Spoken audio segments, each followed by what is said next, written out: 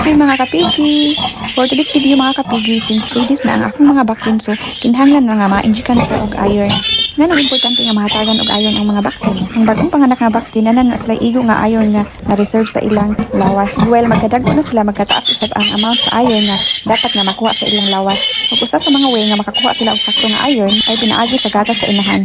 Pero dili pa igo ang iron nga makuha sa mga baktin sa pagtutoy lang sa inahan. Kay based sa research, kay 10% lang ng overall ang iron requirement ang hatag gikan sa gatas sa inahan. Tungod ana, prone or vulnerable ang atong mga baktin sa iron deficiency anemia or IDA. Ang IDA usa ka seryoso nga iron disorder nga mao hinungdan sa hinay nga pagtubo sa baktin, pagkalibanga ug pinaka worst case nga senaryo basin madisgrasya unya ang atong mga baktin.